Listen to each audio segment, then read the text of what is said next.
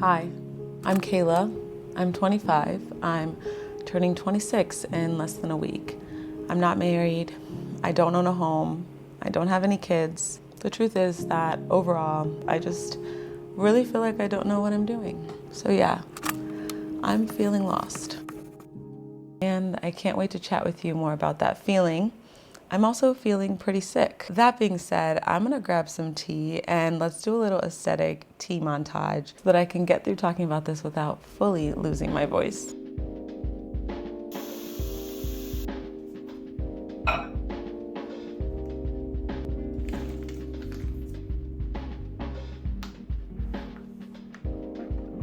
As I was looking for inspiration for this video, I found lots of other videos of people who were also feeling really lost, but the videos of Rowan and the Being Human podcast really stood out to me because they were the only ones who reframed this feeling lost idea as something that might actually be a good thing. The gist of how feeling lost could possibly be something positive is just the idea that if we're feeling lost in life, it means we're searching for more. It means we're moving forward and we're not satisfied with stagnance. And that's something that I pride myself on a lot. I talk about how I like to live life intentionally and I constantly question my own happiness.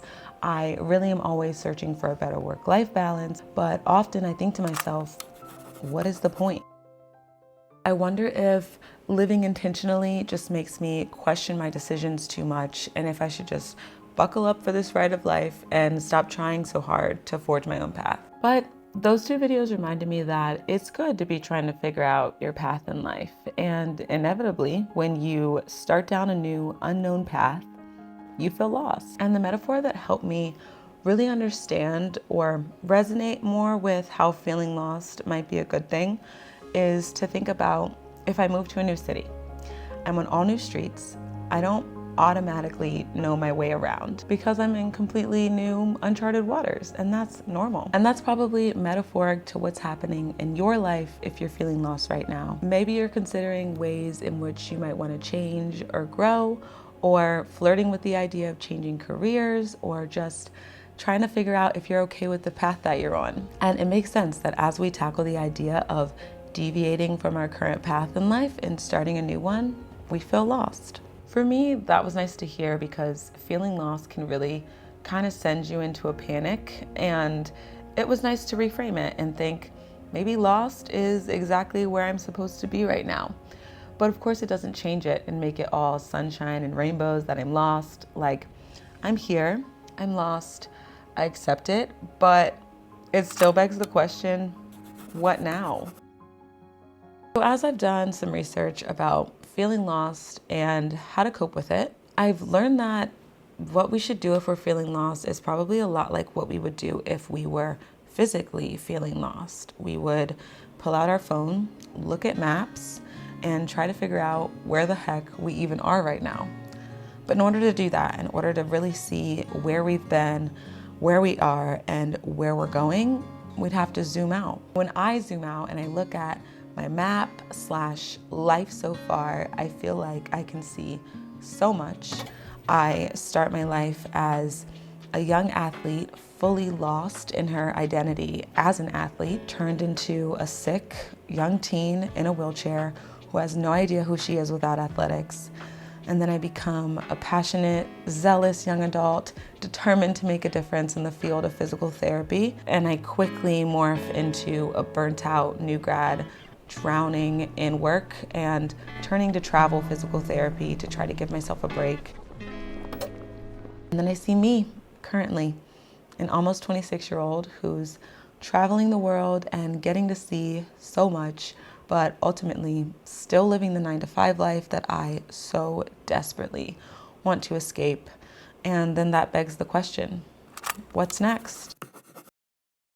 Okay, so what is next? Society says that next should probably be catching up on all the things I'm already behind on, like getting married and having kids and buying a house. And I think that listening to society and getting lost in the comparison trap that is social media is what really made me start to spiral and start to think that I need to confront this feeling lost thing head on. But taking away society and all of the pressures that it places on us, I feel like the key to really feeling like you're okay with the direction your life is headed in is considering your values. Consider the things that really matter to you and where valuing them has led you thus far. So what are my values, and do I need to change them?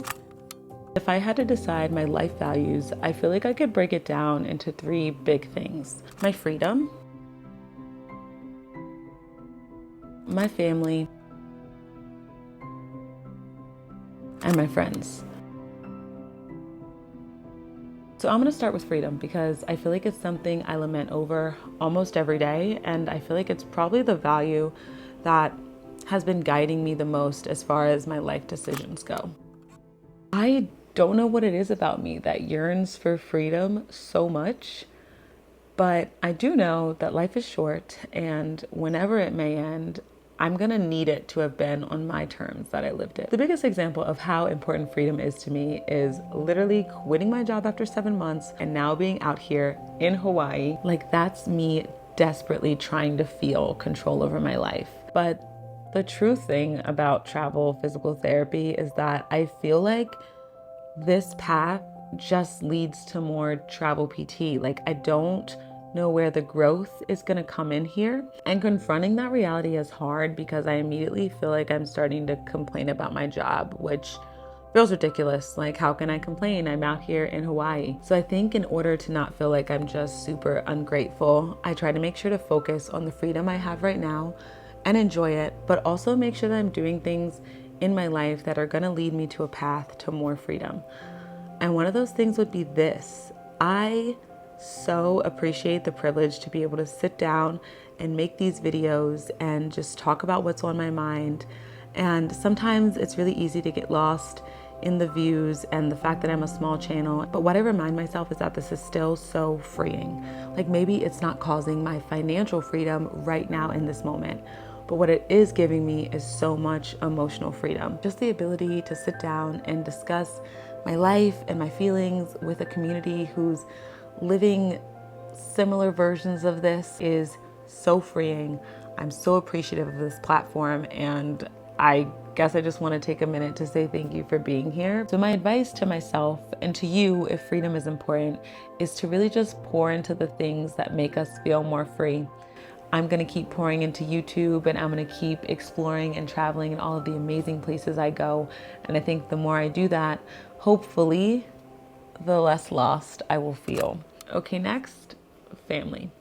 I've got a really big family.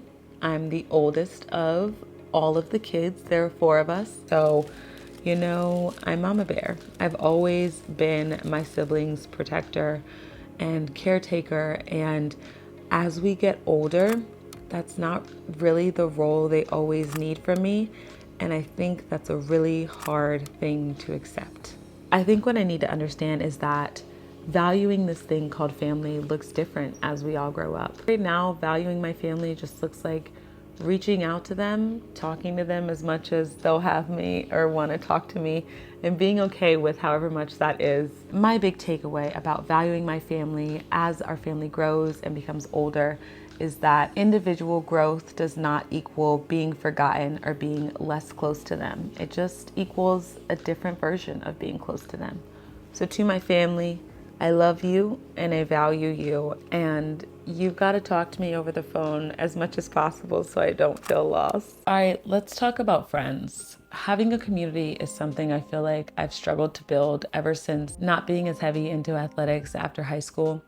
And I'm the biggest deflector with this. I'll blame it on traveling and not being able to stick close to my friends all the time. Or my favorite is to blame it on my illness and say, I don't have as many friends because when I got sick in high school, they all left and couldn't handle it. And not having as big a community as I would like is a touchy subject for me because no one wants to admit that maybe they're a part of the reason they don't have as many friends as they'd like.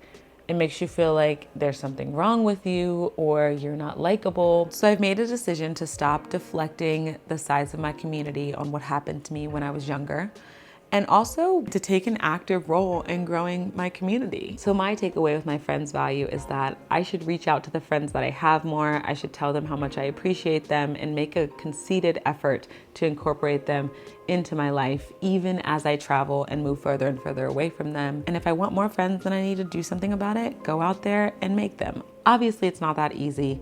Finding friends as you adult can be hard, but it's not impossible.